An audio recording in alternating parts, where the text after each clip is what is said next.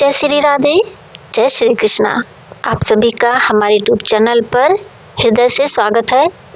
प्रेम, भक्ति और माधुर्य से ओतप्रोत ये कथा आपके हृदय को भगवान श्री कृष्ण के प्रेम रस से भर देगी। तो भक्तों, आज हम सुनेंगे मार्गशीर्ष मास महात्म का 10वां अध्याय, जिसमें वर्णन किया गया है उस दिव्य क्षण का जब स्वयं ब्रह्मा, विष्णु और महादेव श्री राधा रानी के अंतःपुर का दर्शन करने पहुंचे। मुनि नारायण कहते हैं, हे देवर्षि नारद, जब तीनों देवता ब्रह्मा, विष्णु और महादेव गोलोक धाम के अद्भुत वैभव का अवलोकन कर चुके तो उनके मन का मोह हर गया। अब उनमें केवल एक ही भावना थी, श्री राधा रानी के अंतःपुर के दर्शन की। उनके आगे फैली दिव्यता का वर्णन शब्दों से परे है। वायु में पुष्पों की सुगंध, भूमि पर रत्नों की चमक, वृक्षों से झरते पारिजात के फूल और हर दिशा में गूंजता राधे राधे का वह दिव्य नाद। तो पहुंचते हैं पहले वो प्रथम द्वार का दर्शन करने के लिए। वे पहुंचे श्री राधा रानी के प्रथम द्वार पर। यह द्वार स्वर्ण, माणिक्य और हीरे से निर्मित था। द्वार की चौखट हल्दी की आभा से दमक रही थी और दीवारों पर रत्नमय चित्र उकेरे गए थे। वहां विराजमान थे द्वारपाल वीरभानु, पीतांबरधारी, रक्तवर्ण आभूषों से विभूषित, सिंहासन पर बैठे हुए तेजस्वी योद्धा।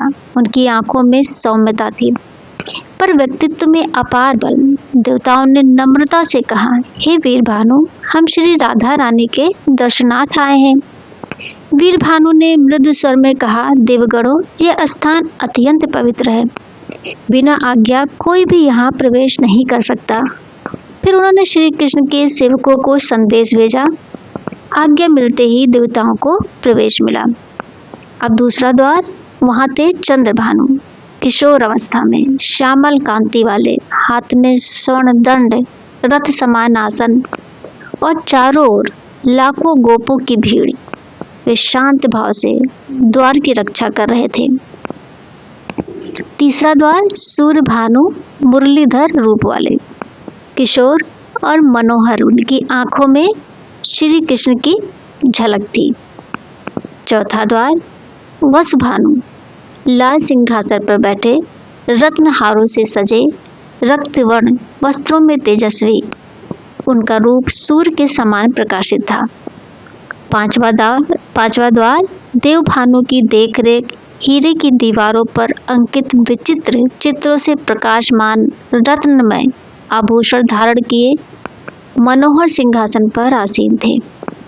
ऐसे ही देवता एक एक द्वार पार करते गए और हर बार उनके हृदय में आनंद बढ़ता गया। छठा द्वार, सातवां, आठवां, नवां और 10वां द्वार।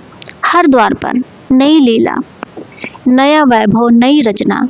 कहीं मोती की दीवारें थी तो कहीं माणिक्य के कमल अंकित, कहीं से पारिजात पुष्पों की वर्षा हो रही थी, कहीं से मधुर वीणा की ध्वनि सुनाई पड़ रही थी। जब वो 11वां द्वार आया, अब देवता पहुंचे 11वें द्वार पर। वहां द्वारपाल थे ब्रजराज श्री दामा, जिन्हें श्री राधा जी अपने पुत्र के समान मानती थी। वे पीतांबरधारी, रत्न सिंहासन पर विराजमान और चारों ओर करोड़ों गोपियां शोभा दे रही थी। उनका तेज देखकर देवता विस्मित हो गए। वातावरण में गूंज रहा था, जय राधे, जय दामा। श्री दामा ने देवताओं को मुस्कुराकर अनुमति दी। फिर वे आगे बढ़े। 12वां द्वार। 12वें द्वार पर देवताओं ने जो दृश्य देखा वह उनकी कल्पना से परे था। सामने थी असंख्य गोपनाएं जो यौवन और सौंदर्य की मूर्ति थी। वे चंदन, केसर, कस्तूरी और कुमकुम से श्रृंगारित थीं। पीतांबर पहने, गजरा लगाए, गुरु चंदन की सुगंध से पूरा वातावरण भर गया था।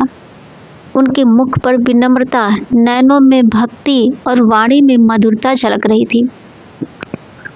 उन करोड़ों गोपियों में एक थी जो श्री हरि के प्रेम से सराबोर थी और जिसकी छवि स्वयं श्री कृष्ण को भी मोहित कर देती थी।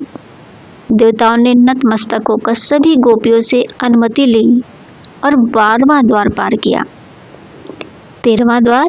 श्री राधा रानी का अंतःपुर। यह सबसे सुंदर, सबसे विलक्षण, सबसे रहस्यमय स्थान था, जहाँ केवल राधा जी की प्रमुख सखियां ही नहीं नित्य थीं। ललिता, विशाखा, चंपकला, चित्रलेखा, तुंग विद्या, इंद्रलेखा और अन्य हर सखी अपने कर्तव्य में निमग्न थी। कहीं वे पुष्पों से द्वार सजा रही थी, कहीं रत्न दीपक प्रज्वलित कर रही थी। द्वार की शोभा वर्णनातीत थी। रत्न खंभे, इंद्रनील मणि के स्तंभ, पारिजात पुष्पों की मालाएं और हवा में घुली सुगंध जो हर दिशा में भक्ति का स्पंदन फैला रही थी। अंतःपुर का दर्शन देवता जैसे ही भीतर प्रवेश करते हैं, उनके शरीर रोमांचित हो उठते हैं। आंखों में आंसू, होठों पर राधा कृष्ण का नाम। वहां उन्होंने देखा रत्नों से सजा विशाल दरबार, जहां मधुर वीणा की ध्वनि के साथ गोपियां नृत्य कर रही थीं। हर गोपी के अधरों पर एक ही नाम था, कृष्ण। बीच में था रत्न सिंहासन, जो 100 धनुषों जितना विशाल और करोड़ सूर्यों के समान प्रकाशमान था। वहां विराजमान थे श्री राधा और श्री कृष्ण एक ही सिंहासन पर, जैसे प्रेम और माधुर्य का संगम स्वयं मूर्त रूप में प्रकट हो गया हो। तीनों देवता नतमस्तक हुए और ब्रह्मा जी ने कहा, हे प्रभु, आप ही सृष्टि के आदि और अंत हैं।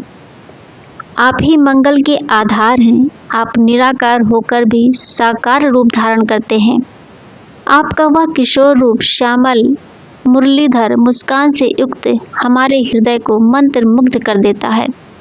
हे प्रभु, आपके अधर बकुल के फूल से भी कोमल, आपकी दृष्टि करुणामय और आपकी मुरली का स्वर ब्रह्मांड को मोहित करता है। वाणी कांप उठी, नेत्र भर आए और देवताओं ने उस परम तेज स्वर रूप की स्तुति पूर्ण की। मुनि नारायण कहते हैं, जो भक्त इस स्तवन को श्रद्धा भाव से सुनता है, वह श्री हरि की दुर्लभ भक्ति प्राप्त करता है।